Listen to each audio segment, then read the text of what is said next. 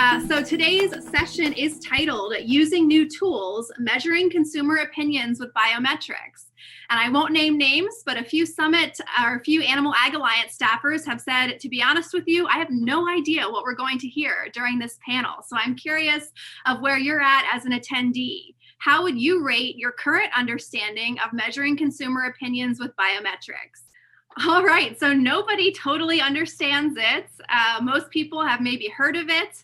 They've heard of it, but they don't really get it, or they've never heard of it. So hopefully after today, you will be a little bit more well-versed in this subject after hearing from our expert speakers.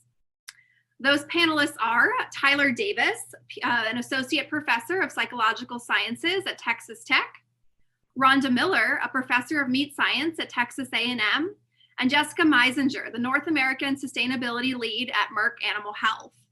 Tyler, you can go ahead and share your screen and get ready. If you're interested in full bios for our speakers, you can find those on the Virtual Summit website. So again, check the chat box for a link to the full speaker bios on the Virtual Summit website. With that, I will turn things over to Tyler. Thank you.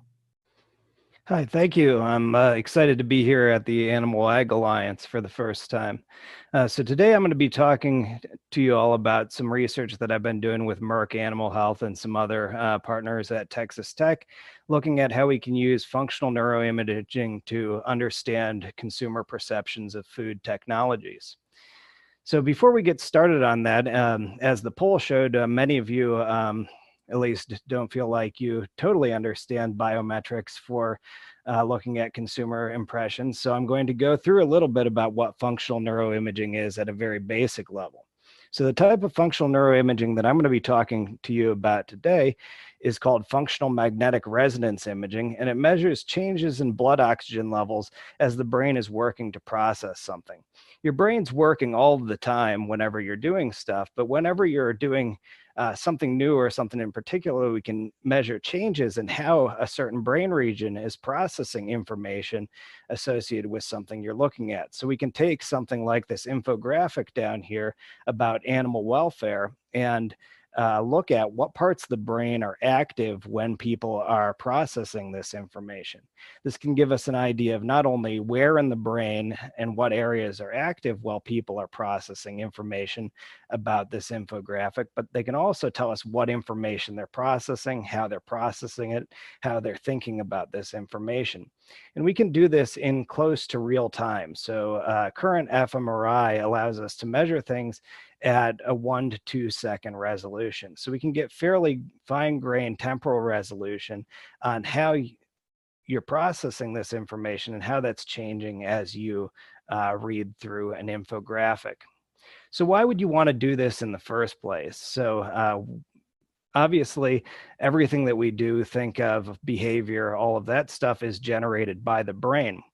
And looking at the brain potentially gives us an idea of the many different dimensions with which we can process information about foods and technologies. So whenever you give people information about perhaps new animal welfare techniques or something you're doing in terms of sustainability, people activate a lot of different attitudes and ideas about those things. So they think of, more how that associates with, their morals or their beliefs or values.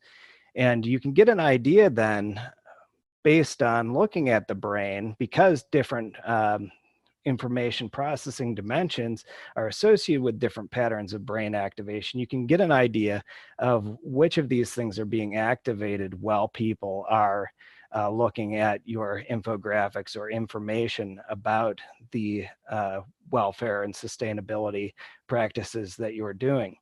And by harnessing these different dimensions and according to the brain activation, we can potentially get better leverage on outcomes. So how might consumers change their minds about this particular practice on the basis of reading this information? We're going to see today some examples of how the brain activation could actually predict people's attitude changes based on looking at infographics. We've used fMRI in my research and in partnership with others at Texas Tech for a number of different consumer topics. So the brain activation you see on the slide here is from a study where we looked at different qualities of beef. We fed consumers really high quality strip loin versus a lower quality strip loin. And we could see that after they ate the high quality, which was a prime strip loin, we got a lot more activation in the reward centers of the brain. These are centers of the brain that are associated with feeling good, liking something. We can use this to measure other aspects of food preferences, also look at how people are making decisions, and then what we'll be talking about today, which is to look at consumer attitudes. Key brain regions for consumer decision making and attitudes. There's a number of them in the brain, but the ones we're going to be talking about today are in the prefrontal cortex. The prefrontal cortex is towards the front of your brain, and it's the outer neocortical layer, that kind of wrinkly layer that you often see depicted in pictures.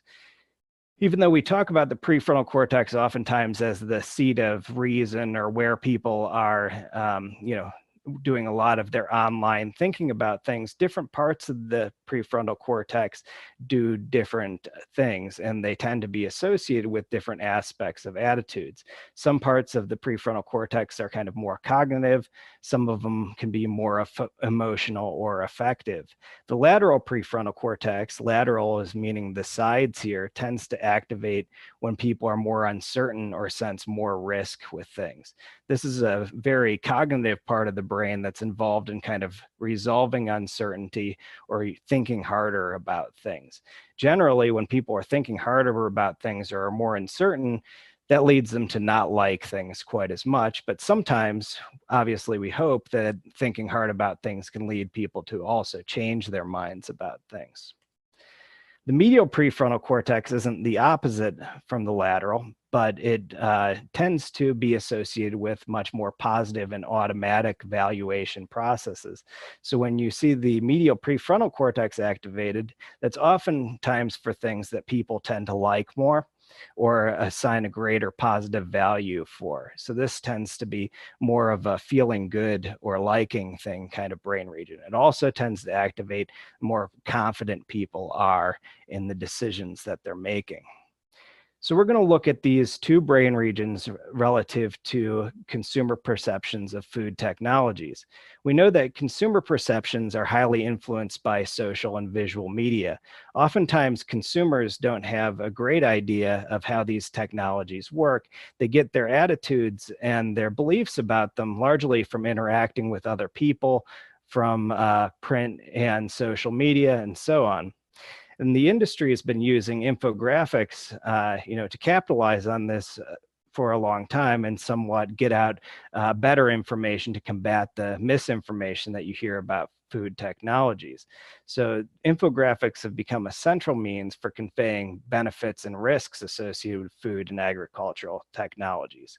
And here we're going to look at whether functional neuroimaging can be used to predict attitudes and attitude change for food technologies. This is the way our overall study looks. The main goal is to show people infographics, which is in the middle here. We show people the same infographics in a number of cycles of 30 seconds. We give people an idea before they see this of what information they should be looking for. Here we tell them to focus on information about risks. And then we ask them a number of survey questions afterwards so that we get good behavioral measures of those constructs we're looking at. I'm going to go through each of the infographics that we looked at really quickly. Many of you have probably seen these before. They're available on Merck Animal Health's website. The first one is animal welfare, which talks a lot about moderate advances in animal welfare, talking about climate control systems, the importance of shelter and veterinary care.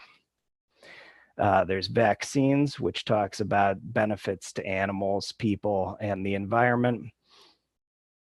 There's antibiotics, which uses a number of different strategies to try to get people to reason better about vaccine resistance and how it's being used in agriculture, especially talking about how different antibiotics are used in humans and animals for the most part, and the amount of antibiotics used for people and animals is proportional to the overall number of humans and animals out there. The hormone implants one is very interesting as well. It looks primarily at people's dose to response insensitivity. So people tend to, when they're reasoning about chemicals, say if they don't like a chemical at all, even a small amount of that's bad for them. This infographic tries to get at that a little bit by showing you that a lot of dietary sources of estrogen, for example, are a lot higher than what you would get from beef where hormone implants were used. GMOs gets at some of the environmental and climate and sustainability aspects of GMOs. And then there's a general sustainability infographic as well. So we show people these while they're inside an MRI scanner. If you've never been in an MRI scanner before, they're kind of a big noisy tube. They look a lot like a CAT scan. And when they're inside it, the main difference between what we're doing and what you would have experienced if you were in one of these before is we're projecting these infographics and questions to people while they're inside the scanner using a projection screen. And then they can answer and communicate with us using buttons or a microphone that's inside the scanner. Before we go over the MRI results for the infographics, I'll talk quickly about just the behavioral ratings. In general, after reading the infographics, people tended to find antibiotics and hormones as more risky than some of the other topics. And the brain activation patterns in lateral prefrontal cortex tended to track those feelings of risk. So as I was saying, this brain region tends to be active more the more we're thinking hard about things, the more we're uncertain about them, and thus it tends to track people's perceptions or feelings of risk, which are really associated with our innate uncertainty response. So more risky means more activation in this brain region. So we saw more activation for antibiotics and hormones and less activation for the less perceived risk topics like sustainability and vaccines. Interestingly, we could actually predict for hormones in particular how much people were going to change their attitudes based on activation in this brain region. So if you look at the scatter plot here, it's actually mostly centered below 0, which means that their post-risk, what they rated the risks of hormones as after they saw the infographics, tends to be lower than their pre-risk. So the infographic here is working to some extent. But the more people are turning on this brain region, the more they're resisting that change in risk perception. So turning on this brain region associated with uncertainty and kind of thinking hard about this here is leading people to actually resist changing their risk perception in this case. Positive attitudes largely mirror the perceptions of risk for these infographics. So animal welfare, sustainability, and GMOs tended to rate more positively according to positive attitudes. And now we see a different brain region coming online, the medial prefrontal cortex, that tends to track those positive attitudes towards the infographics. So more positive in this case would be animal welfare. And again, people are less positive towards the antibiotics and hormones. So when this brain region turns on, it tells us more about what infographics and topics people are liking as they're reading these things. We're also able, using a different brain region, to predict changes in positive attitudes. This one is specifically for the GMO infographic. So here we see the supramarginal gyrus. It's another part of the brain that I didn't talk about yet, but it's part of the parietal cortex, which is towards the back of your brain and on the upper sides of it.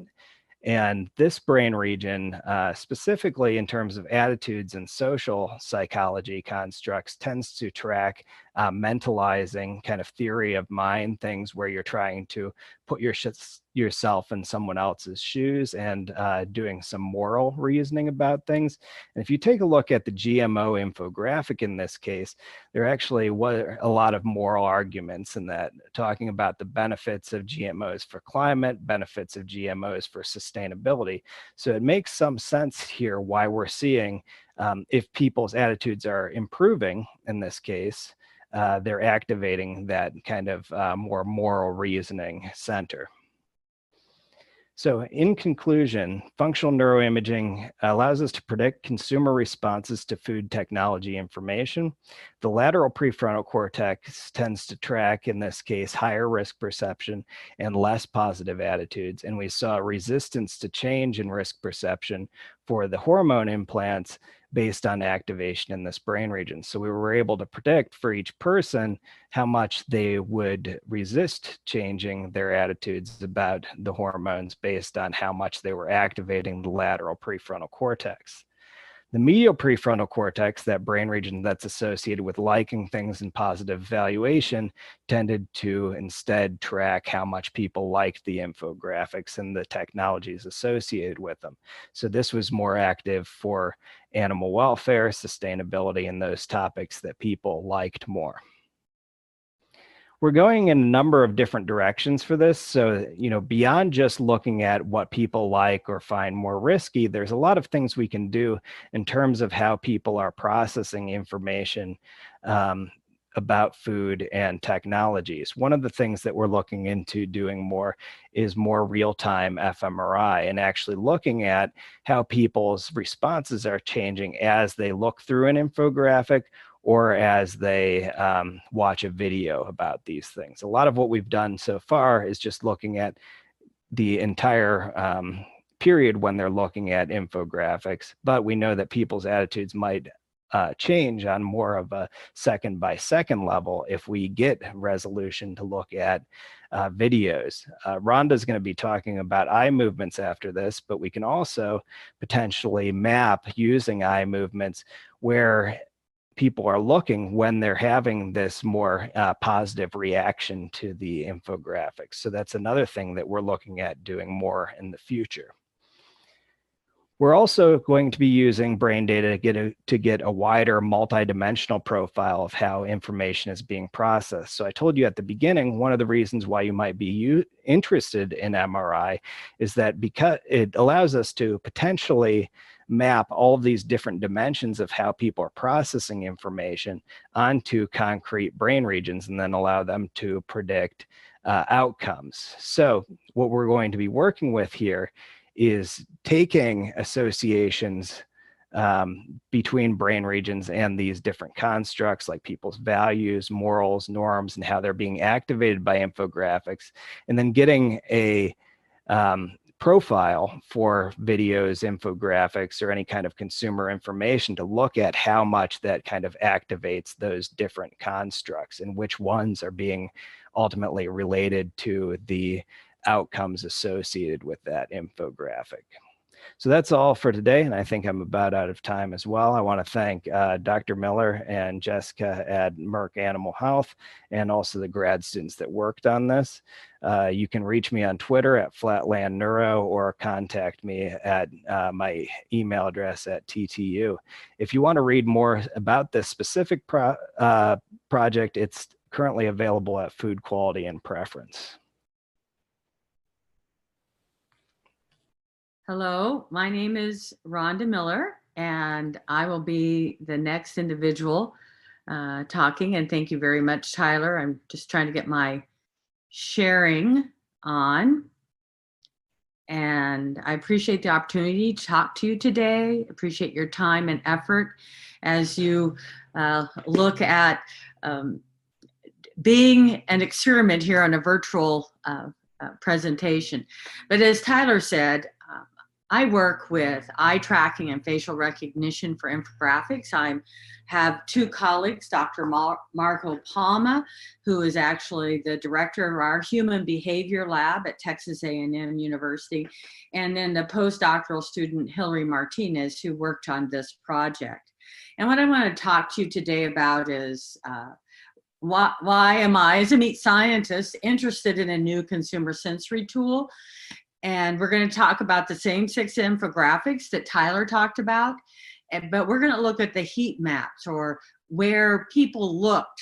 And I don't have the opportunity to look at their brains, but I want to be able to see if we can detect some of the emotions that are associated with each of those infographics, and if it relates to what Tyler saw with the information from the fMRI. And I think that you'll find that we actually had very similar responses, even though we had different consumers. And we were asking the question, did the infographics change consumers' perception? So I'm a meat scientist. I work with consumers. I'm really interested in understanding what are the drivers of consumers liking. And so when I think about sensory work, kind of more on the applied side, I have the job of providing a stimulus, say meat. Tyler did a good job of talking about the prime versus the select. And we know that when that individual takes in that meat, there's a stimulus, and the sense organs, if we're chewing, those are going to be the sight of that. It's going to be the flavor, the basic taste, the feeling factors in the mouth, the amount of force required to chew it. Lots of things are going on. And each of those sense organs have a sensation that they send that signal to the brain. The brain then processes that as perception, and then you get a response. So as a sensory person, what I do is I provide I evoke a response by feeding them steak.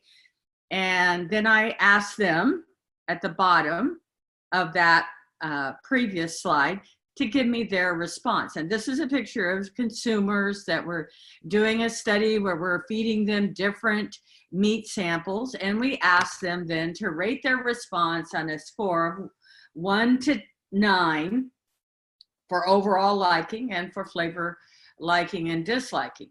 And that has been the traditional consumer research for the food industry. And we often talk about that as trying to understand overall drivers of liking.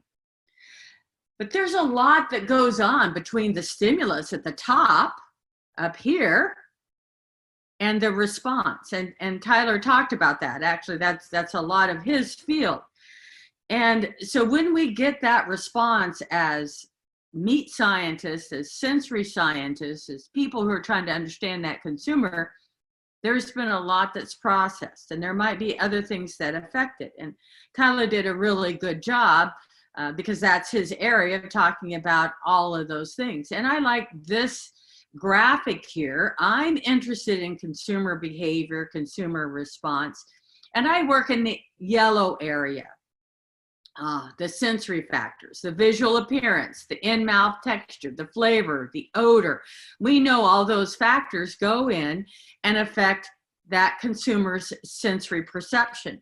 But there are other factors that Tyler did such a good job of talking about that also influence that consumer behavior. So we're missing a lot of information as scientists when we think about what are drivers of liking, or what things do people like, or what are their perceptions. And at Texas A&M, we have some new tools. We have a human behavior lab. This is the one that Dr. Marco Palma, who I mentioned on the first slide, is the director of. And we have 5 basic tools. We have eye tracking, facial expression, EEG, which measures brain waves, ECG and EMG. I'm not even going to get into all those, but they measure the skin response and the heart rate and things like that, and galvanized skin response. Also, it tells us how people react. But in talking to Merck about their infographics, one of the things that we were interested in is using eye tracking and facial expressions to see if we could measure what consumers like and what they don't like, and what their emotions were. Now, let me tell you a little bit about eye tracking, because at first I'm going to tell you I didn't know what eye tracking was either. And here are 3 images that we gave people. Some of you that are in the beef industry will recognize we have a select and we have a small, and then we have a moderate amount of marbling. So these images look the same as far as color, but they just differed in marbling. And if we do eye tracking, so you're seeing those little yellow dots. Don't worry, I'm going to replay this. But what eye tracking does is it takes and it monitors where the eye is looking. And if you notice in this image, in this movie, people start on the left and they moved across the screen. And then we have what we call revisits. They went back and they looked again. So they're making some decisions. The size of the yellow circle indicates how long they spent. And so after knowing that, let me play this again. So you can see where they're looking, and then they come back. Oh, go back a couple times, come back, and they finish things up looking at that higher marbling. And it's obvious here they spent more time looking at the steak with the higher marbling, but they went back and forth a lot, didn't they? And so what we wanted to do with the infographics is that we wanted to see what people looked at, how much time they spent, and at what information they spent that time looking at, and then also use a combination of eye tracking and facial responses to measure their emotions. So let's look at the first infographic. And I'm going to use the antibiotic infographic first. And Tyler presented these to you. We used the same infographics in both different ways of measuring consumers. And you notice that there's information that's written, and then there's also images of individuals and animals. And we wanted to see, what did people look at? What did they spend the most time with? And then we also measured their emotions to see what they thought. Now, we also had questions before and after. I have a lot of data, but I'm not going to present it to you. If you're interested in this, you can always email me. But what I want you to think about is, okay, these are the heat maps. So a heat map is the darker red, the more time they spent. So this is the antibiotic graphic, and look where people spent most of their time. And just like Tyler gave them 30 seconds to look at the infographics when he was doing the fMRI, we also used 30 seconds to see where they spent their time. Now, it's obvious from this that they spent most of their time on that, the information right here about the antibiotic use in agriculture. And that's good, because that's some of the main information that we wanted them to have. They also spent quite a lot of time, not as much, down here in this circle. And they also, they also spent some time, with the 9.3 billion cows. Now, the information over on the right-hand side gives credibility for national associations. And did you notice that they did not receive that much time? People looked barely over there and then came back. So very interesting. What are they reading? What information were they getting from this? The table with the percentages, they only spent a little bit of time on. Now let's look at the animal welfare graphic. And this one, we know what the main goal here was: to provide information that people in animal agriculture are good stewards of their animals, and they want to take good care of them and provide them with good health. Let's look at where people looked. I thought this was interesting because in this infographic, they spent almost equal amount of time where there were the main written words. They really read this infographic. And if we go back, we see what that information is saying. So they at least read it, they spent time there, and hopefully thought about it.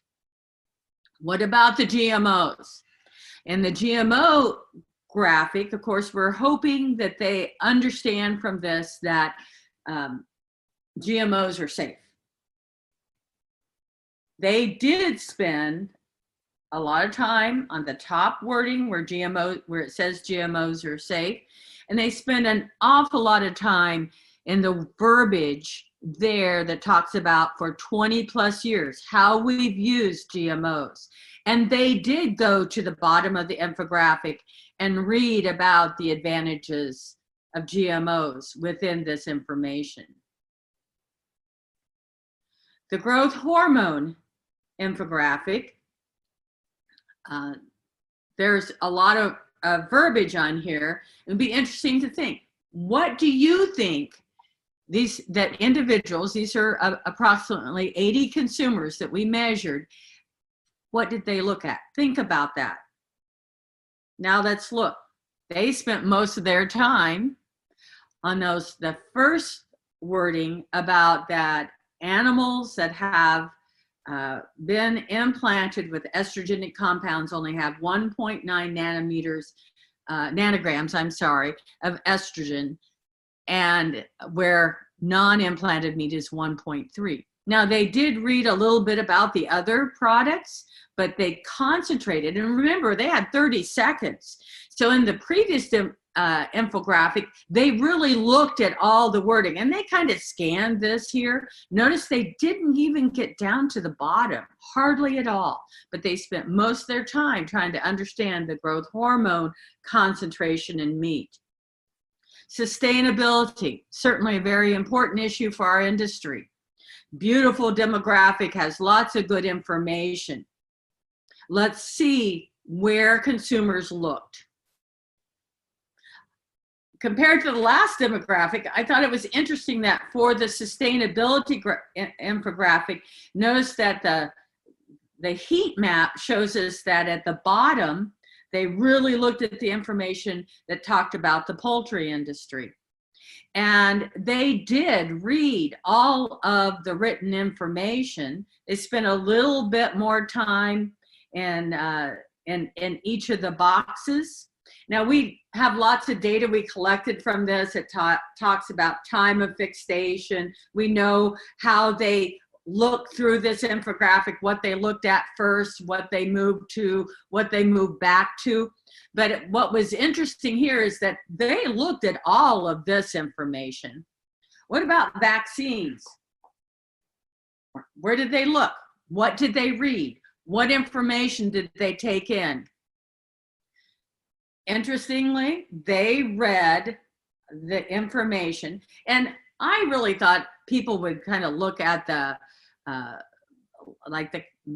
cow here, the people, the pig, but people spent time reading this. Now, when they got down to the bottom about benefit to the environment, they didn't spend as much time, but they really looked at the benefit for animals and then spent most of their time on benefits for people. But they really did look at the infographic.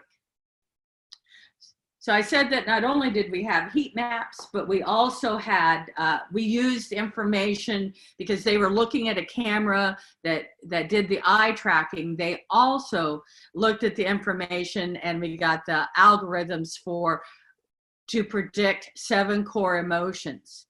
And this is just a kind of an overview of that. Those emotions are disgust, anger, sadness, contempt, joy, fear, and surprise. And what you want to do is look at what's clustered together. What was interesting is that the GMO infographic clustered with anger and disgust and sadness. Welfare was with joy. Vaccines was pretty neutral because it's in the center dot.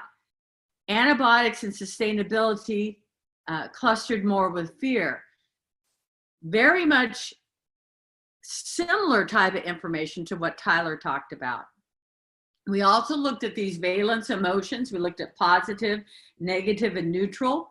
And the animal welfare infographic was associated with positive thoughts. Negative thoughts, probably not surprising, GMO, antibiotics and vaccines a little bit, but mainly GMOs. From a neutral standpoint, sustainability and hormone use, they considered those to be neutral. So I hope this gives you a good idea of some of the tools that are coming out that really help us to understand our consumers and understand what they're thinking. And kind of the fun of all this is that combining what Tyler can do and what we can do and continuing to understand the consumer. I'll turn this over to Jessica now, and thank you very much. Hi, everybody. I am Jessica Meisinger, and I am going to be talking about why you should care about this research. It's always interesting to listen about new scientific achievements, but it always is more important to figure out how it applies to you and what you're currently working on. So, how you see and think influences how you buy and feel. I think most of us know that. Product differentiators can impact how you taste and how you feel about a product. There has been a ton of research decades ago about Coke and Pepsi, where people would be asked about their feelings in blind taste tests and then asked about them again when they knew which they were drinking, and they had different opinions. They've repeated those with the MRIs, and they've shown the same thing. So one part would light up of their brain when they didn't know what they were drinking, and another when they did. So it matters a lot for food, especially meat, because you have to buy the product taste untasted, if you will, a sort of food version of sight unseen. You're guessing when you go to the grocery store and you pick up that piece of meat what it's going to taste like. And you put on, you're guessing through a whole number of things, you know, color, marbling, brand. You might be looking at keywords. You might be thinking about animal welfare labeling, whatever, and you're trying to guess what you think your future eating experience is going to be like. There has been a ton of research on this sort of thing in the past. Facebook, Google, Amazon, they've all done this sort of research on how people think before. In fact, if you've ever been looking at Instagram or Facebook and it almost feels like it's reading your mind because things you were thinking about, you're now getting advertised about, this is how they started doing it. So a lot of tech groups have been doing this for years. Ag is dramatically behind on some of this. So that's why we funded this research in the first place, was to see how we can move ahead and see how people are thinking about the products. On top of that, anybody who's ever done surveys will tell you that how people answer in surveys and how they buy aren't necessarily the same. So they will say that things they care about are A, B, and C, and then when you look at buying data, they don't match up. And that can be very frustrating.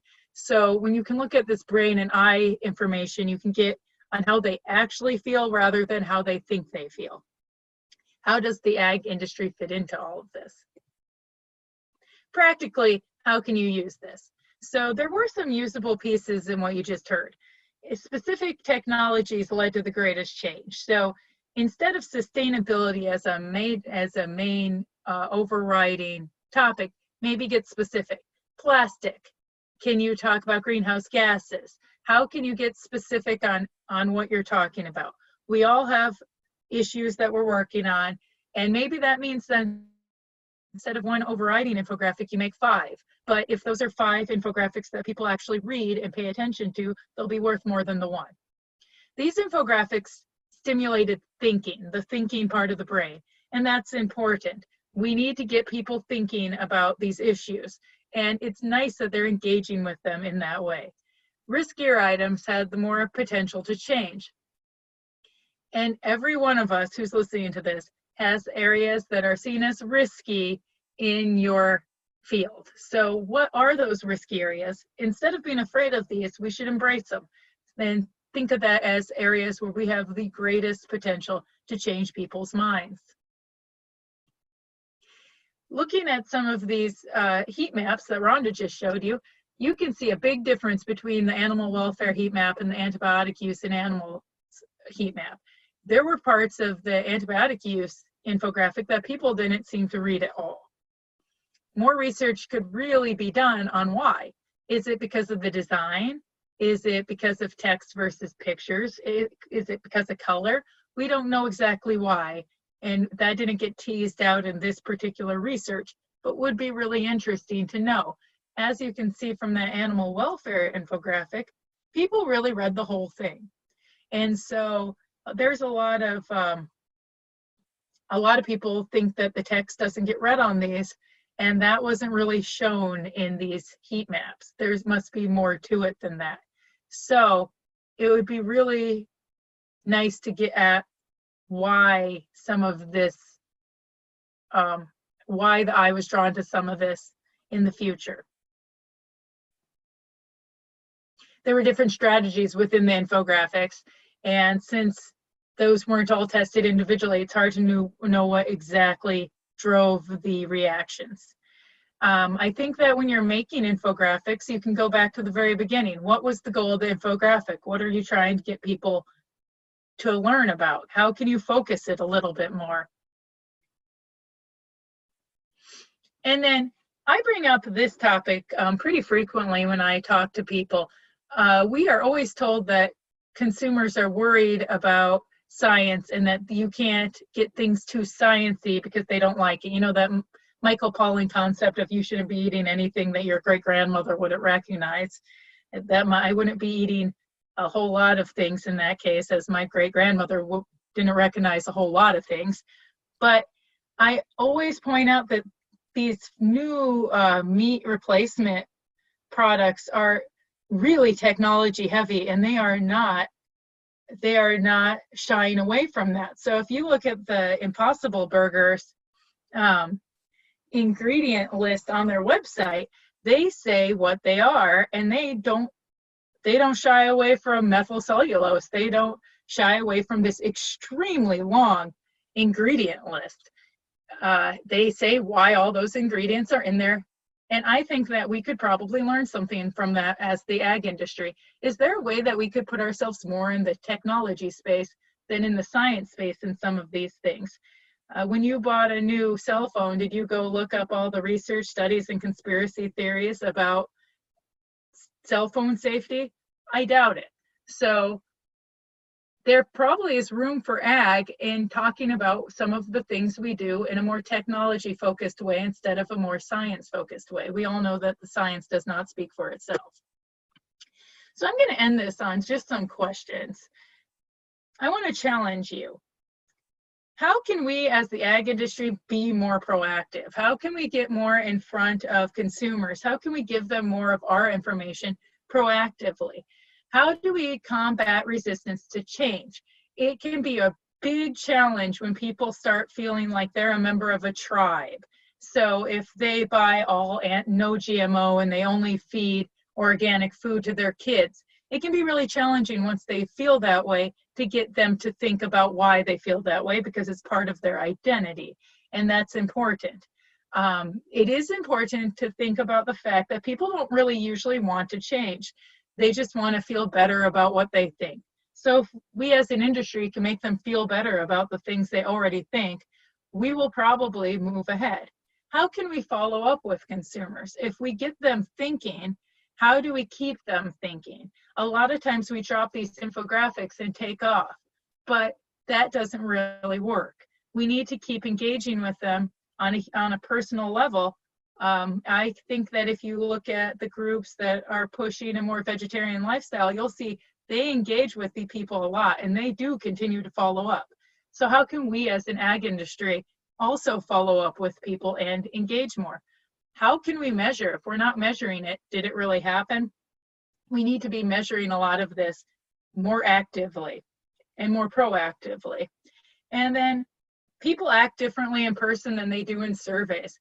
But surveys are very often an indicator of what people feel is the right answer, what they think they should feel. It may not be what they are feeling at a moment in time, but it is very often what they think they should be feeling at a moment in time. And if they keep thinking that way for long enough, the feelings will become actions. So it's important to keep knowing the survey data at the same time. So I know that was really a quick overview. The main takeaway was that infographics work. Some of you who have bosses who might be a little hesitant about the infographics. I have had bosses like that in the past. This research shows that infographics are working. They are making people think. And that follow-up is absolutely vital, and we could really stand to be following up more. So with that, I will turn it back over to Hannah. If you want to get in touch with me, I am on Twitter at Jess Knows About, and I'm happy to respond to any emails or any phone calls. Thank you. Great. Thanks so much, Jessica. I'll go ahead and put all of your Twitter handles back up on the screen since you mentioned that. We do have some great questions already in the Q&A box, so we can go ahead and get started on those. We turn off the timer I started here now that everyone is good on time. So the first question we have here, the most popular one in the box, I'm guessing this is for Rhonda. Jessica, you kind of addressed this as maybe an area for future research, but Rhonda, after doing the eye tracking analysis, did you change the content of the infographics and then try it again? We did not, and that's a very good question. Some of the data that I didn't have time to present to you is that we wanted to give them the infographics, and we actually measured their attitudes prior to the infographics, and then showed them the infographics, did all that, and then asked them the same questions and about their attitudes after to see what things impacted that. And Jessica might address that as far as how they took that information and then what they could do with it. Because yes, there's obviously some really good information there. And I will just say one thing. I have to say one thing. The hormone, the implant, growth enhancing technology infographic, a lot of people afterwards and talking to them, they said things like, I didn't know that. That was really interesting. And then that one seemed to have a lot of impact on people. They bring it up without any coaching, I guess. Great. And Jessica kind of had the chance to address this in her wrap-up comments, but I want to let Rhonda and Tyler weigh in. So based on your research, what is kind of the one thing that animal agriculture can do differently when it comes to communication? So kind of what is the tactical action item or change in the way we do things based on your research? Tyler, I'll let you go first. I think this research points to just a need to understand the communications and how they're relating to behavior and attitudes more, so that they can be crafted to target particular ideas or to be more effective. Actually some of the most convincing data for me, even though it's my turn to talk, I guess it would actually be some of Rhonda's data on what people are looking at in those hormone infographics and the antibiotic infographics. We've actually looked a little bit at cutting those down afterwards based on these findings that they're really focused on those particular arguments. So they're missing, that means, some of the other ones. And I think knowing how people are approaching your infographics by looking at things like eye tracking, connecting that with whether they're viewing that more positively or negatively, associating that with risk as we're doing in functional neuroimaging, when you put the whole package together, really can help you design communications to be more effective for particular purposes. So do you want an infographic that just makes people largely feel positive about what you're doing in a particular area? That might suggest, putting not putting some of this more complex stuff on there. But when you do put complex things on there, like that that dose to response and sensitivity part at the top of the hormone infographic, when you do put it on there, you maybe want to cut out some of the other stuff too, because they're not focusing it on it anyway, and you really want to make them understand that more complex math part. So I think doing good consumer testing of these things is really what we're highlighting here, that the biometrics are uncovering things that people didn't necessarily anticipate when they made the original infographics.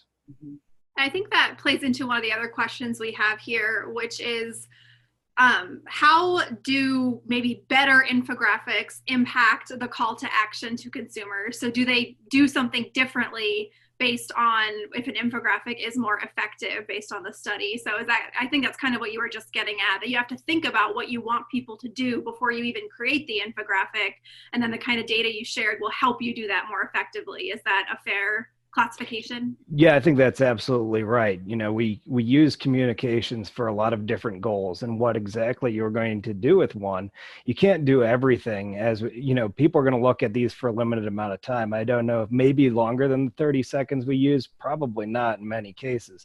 So you've got about 30 seconds to work with people in terms of what they're going to do approaching the media and infographics that you give them. So what do you want them to do and come away with that from? In the study we ran, we did a little bit of post looking at the willingness to pay for organic versus non-organic, non-hormone versus hormone, stuff like that. And we saw some changes there based on the infographic. So these things do have longer term changes than just what they rate on the attitude scales. But we really need longer term studies then from this as well. So if we're going to turn around and say, how does this affect call to action? We need to get people after they've gone to the grocery store. We need to get people, after they've talked to their friends about this. One of the huge components we found that I didn't get time to talk about is the moralizing here and how it relates to people's norms. So if you ask people, like, do people like you approve of this technology, getting at that normative kind of thing, it's the biggest factor in predicting whether they're going to like something or not. So after people read this, that would suggest what we really want to know: do they go and talk to their friends and family about it? If they didn't say yes, that people like me like this, do they take that information about how there's actually more estrogen in a potato than in a steak? Do they take that to them and work with them to change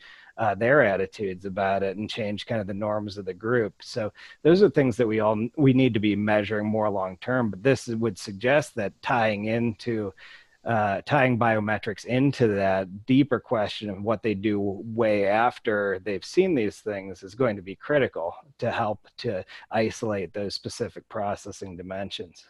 I think that answers another question that was in the Q&A box too, is, well, do we know if they actually understand what they read? Which it sounds like that was out of the scope of this study, but could be an area to look at in the future.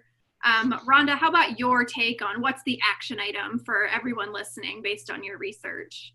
Well, I think one of the things too, and kind of ties into what Tyler was talking about, is we actually took each of those infographics and defined them into areas or boxes. We call them, we might have had 3 main or 6 main boxes depending on the infographic. And then we went through and were able to not only look at how much time they spent there, when they went away and came back, but then we were able to measure their emotions during each one of those times. And I have a huge dissertation, if anybody wants it, that talks about breaking each of those down. And that's really important information because it ties into what Tyler was talking about. I gave you the overview of their overall emotions, but how did they respond to that information? They spent most of the time at that, like on the hormone one, on the 1.9 nanograms. As a meat scientist, that makes me happy. That's the message we've been trying for 30 years to get out to people. But then we were able to look at whether that was a positive or a negative, or how they actually responded to that. And tying that into then what Tyler's doing, I think gives Merck and our industry a chance to figure out what are the positive buttons to push and which are the ones that we need to not be putting out there. Great, thank you. Jessica, I want to give you kind of a chance to weigh in. Any final thoughts on action items or ways that our attendees can kind of make use of this information? I think my number one point would be, how can we do more with this? How can we follow up? How can we get people thinking? How can we think outside the box? I know in my last job, I started taking some of our journal articles and turning those into infographics. And I can guarantee you that the infographics I made based on journal articles got read a whole lot more than the journal article itself ever got read. What are new ways of thinking that we can use to get to people, get them to read, get them to think, and just engage with them? Don't be afraid of engagement. Awesome. Well, thank everyone so much. We are out of time. There's still questions in the Q&A box. So our speakers, I'm sure, would be more than happy to chat with you offline to answer those and talk more about these studies and future opportunities in more detail.